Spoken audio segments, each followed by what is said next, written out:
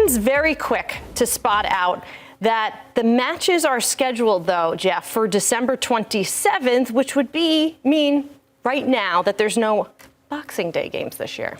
Yeah, that's just now, but the broadcasters haven't taken their pick. So some games will get shifted to Boxing Day, but you're quite right in that there isn't the traditional full slate of Boxing Day fixtures, which for us in England has been a staple diet for centuries, quite literally centuries.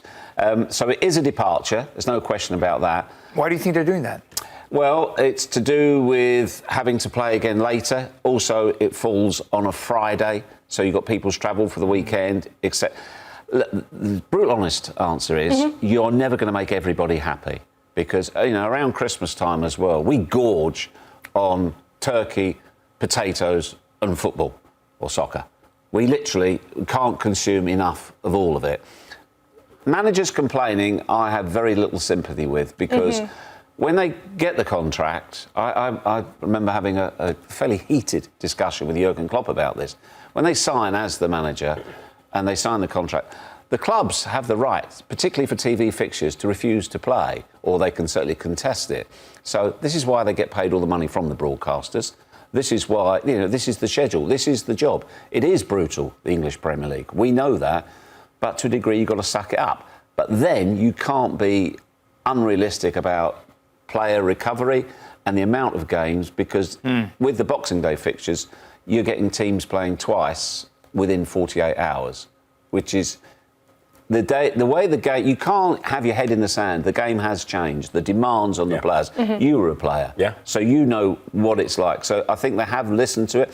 There'll be some people that are relieved, and also as well, compared to the US, to say that our travel might be smaller in distance, but we don't do well on covering distances or journeys, particularly during the holidays. Gotcha. Another thing I think fans would have noticed when they took a look at the schedule is that perhaps Arsenal got the brunt of the beginning, at least. 4 of their first 6 games against Champions League opponents. What do you see them getting from those first 6 games, Lahoud? Look, we're going to find out a lot about Mikel Arteta in a pivotal season for him, and there's pressure on him. If not, there should be pressure ratcheted on him even more because second place is not good enough, given the aspirations of the club, given the expectations of the club. And it starts with a game against Manchester United that Arsenal, yes, they got the 1-0 win in 2024, but Old Trafford has been a difficult place for the Gunners to go play historically in the modern era. I look beyond that. You go to Anfield to play a Liverpool side that just got Florian Wirtz, that'll look to make a statement. Mikel Arteta getting points at places that have been difficult to get good performances and points, that's what I'm going to be looking for. And if you get a striker, that'll put all that to bed, in my opinion. Where is the over-under of Arteta getting sacked? Ooh. Like, end of October? After the Crystal Palace game? I don't know, that's just me being scathing. But what if he doesn't do well in the first, in fall? Easily the title race could be out of the question, right? Early on, if he doesn't do well. It feels like with the Premier League, with the high demands of all of these teams that have really vouched for perfection over the last couple of years, especially Manchester City setting that trend, a title race could be over in That's a bold October. Take. That's a bold take. I don't know. You can't win the Premier League before Christmas. But you can lose it. Yeah. Correct. I think they have got a nightmare start, Arsenal. That is such a tough fixture list. You could never get... Newcastle have had the Indian sign over them for the last couple of seasons. City, rebooted. Liverpool, the current champions as well. Leeds, OK, of the fixtures, that one they'll probably look at fairly favourable. Old Trafford, as you said, no matter how bad Manchester United are, historically, it's a difficult place to go, and this would be a rebooted Manchester. Arsenal, potentially, and this is, it can go either way. They might have only 4 points from that opening 5 games. Or they could come flying out the blocks, lay down a marker, a real statement. If they can pick up a win at Liverpool or City and something from Newcastle, that's a cracking start. Because you should never forget, you have got to play everybody in the season, of course. But if you can make a good early start, you give yourself confidence, you give yourself momentum, and you give yourself a chance. If Arsenal slips up, do we see Mikel Arteta in charge in May? I want to know realistically how much pressure is on Mikel Arteta. If Premier League aspirations are out of the question by January, by Christmas, whatever. He's under huge pressure. What about the Champions League? Would that offset any of the pressure? No. So even if they finish top of the league phase in the Champions League? No. Because the barometer will be the Premier League. The barometer will be the Premier League and where they are faring. And also the signings they make. They've had 2/3 bad windows. They've got to get in gear, and they've got to do it quickly as well. Yeah, I mean, players last season that were underwhelming. I think of a Martin Ødegaard. This is a big season for him, and a player like him, he's going to have a big say. And we're talking about Mikel Arteta's season being on the line, their campaign being on the line this year. Martin Ødegaard has to come up with big goals because, yeah, injury concerns for him. But in the final third, I thought he was a ghost, and I thought his underwhelming display was reminiscent of Arsenal's underwhelming finish. We are going to give our pronouncement straight away. Yes, you heard it here first. Let's start with Premier League winners Liverpool, who lifted their 20th league title in Arne Slot's first season on 84 points this year. Do they do better, worse, or the same? Hang on, how do they do better? They're champions. In points. All right. Better. Yeah, absolutely. It's a low points total. What's the lowest points total since Leicester won the Prem? Yeah. And I would love to compare it over every single English top flight. Maybe just Prem top flights, right? The argument Probably against some that, of the lowest. I agree with you, but the argument against that, Nico, is Manchester City imploded last season. Arsenal fell away. Chelsea will come stronger.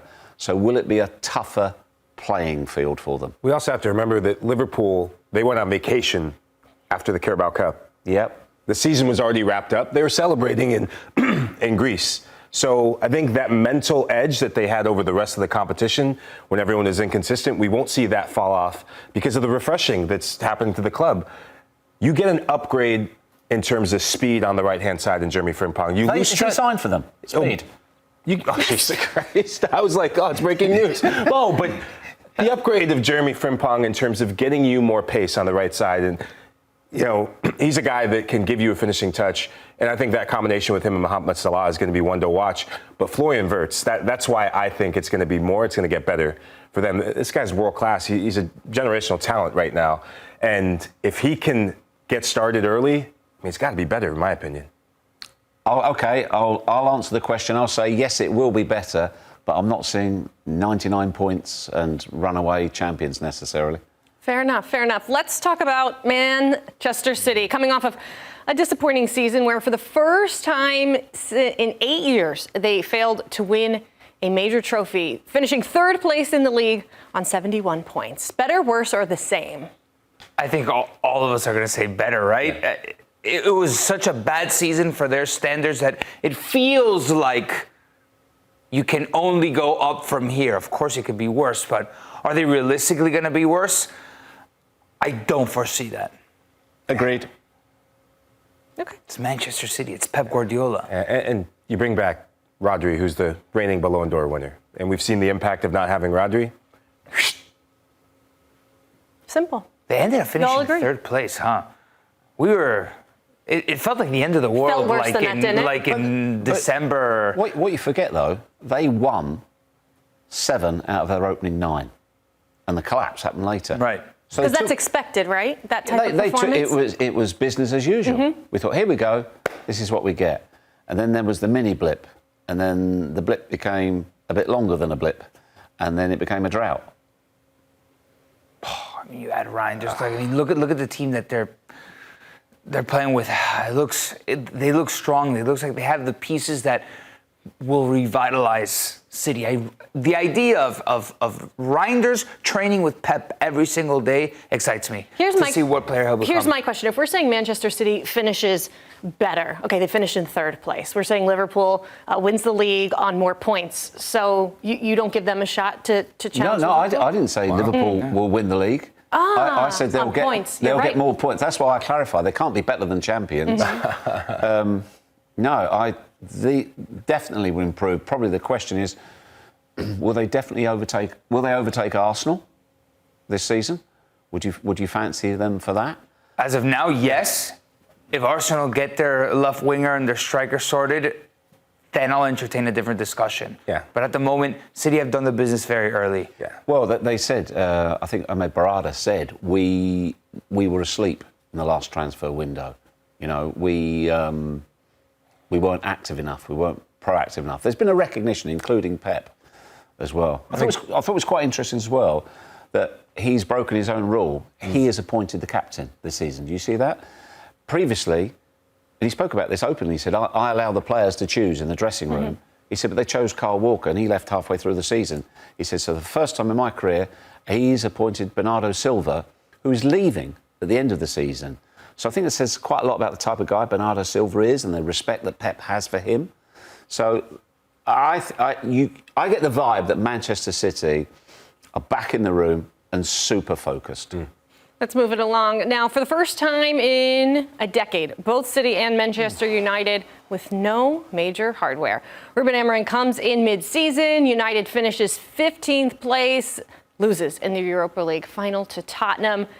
Does Manchester United do better, worse, or the same than they did last season? I mean, it can't get much worse, right, Jeff? The only way it can, actually. Well, but that means they're in the championship. just about. Can they overtake Tottenham? Yeah, look, obviously better. The signing of Cunha, we'll see if Bryan Mbeumo does come to Old Trafford. You get Mbeumo, they're in for a striker.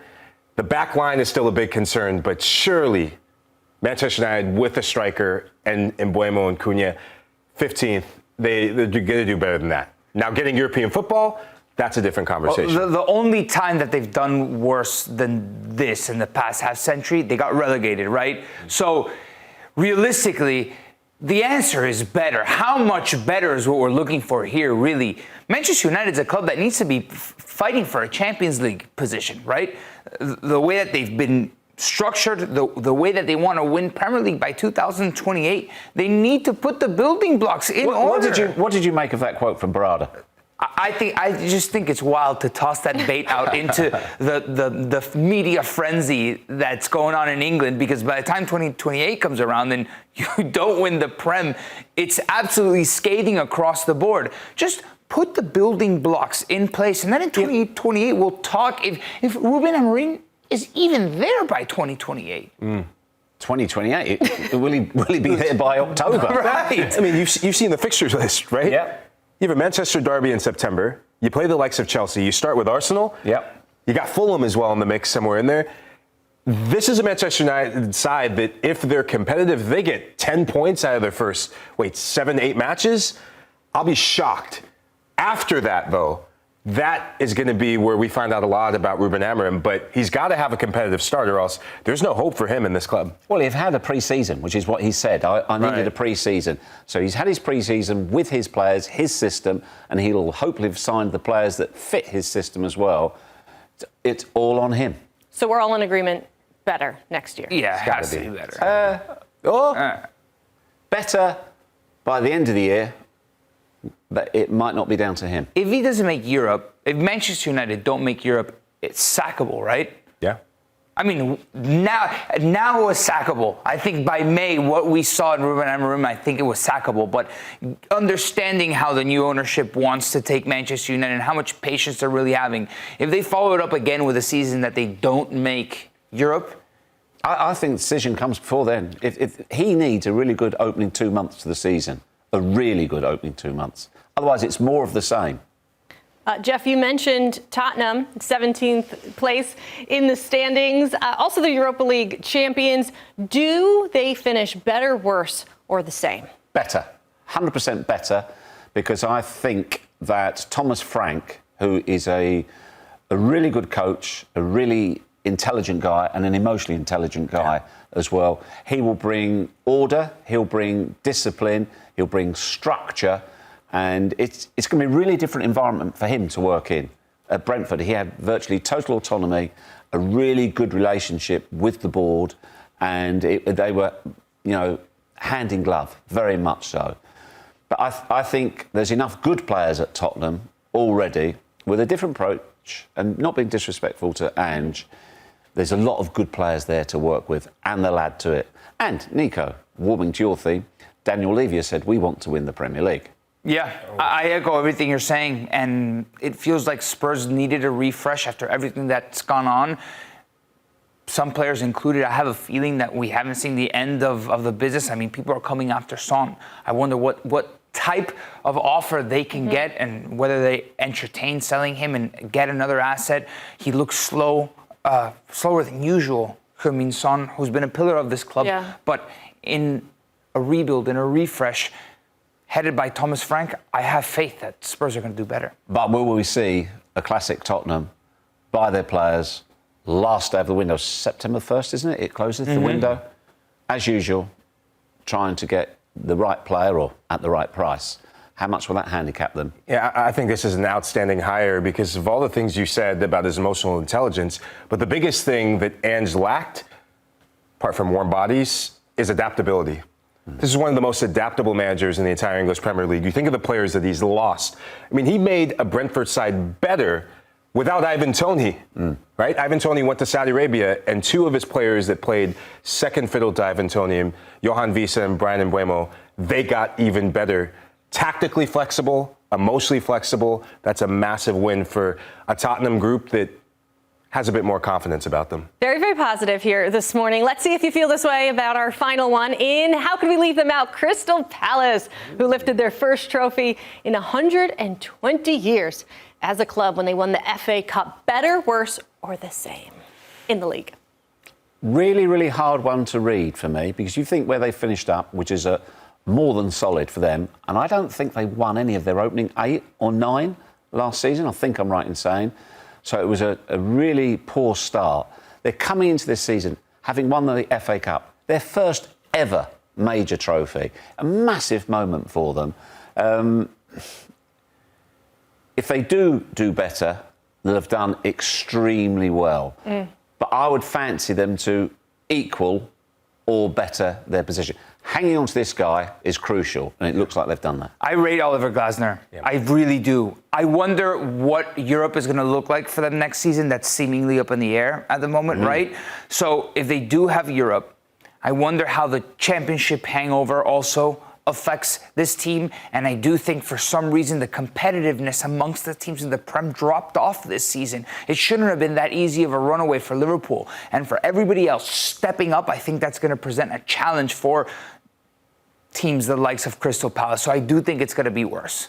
You're a romantic. Do you agree? They've got to play in Europe. There's something wrong if they don't play in Europe. How do you know? Absolutely agree. How do you know Nico's a romantic? Because he always talks about the soul of football. The integrity of football. Yeah. Football! Is that romantic? Football! Just to add a bit to Crystal Palace, one of the things that I think really caught my eye is their away form. For them to keep it the same or get better, keep that with Glasner. And the likes of Sarr, that front three, if they can continue the form they had on the back end, bring into the start of the season, I mean, why not? Better, worse, or the same? I'd say better. Mid-table. Okay, positive, positive, positive.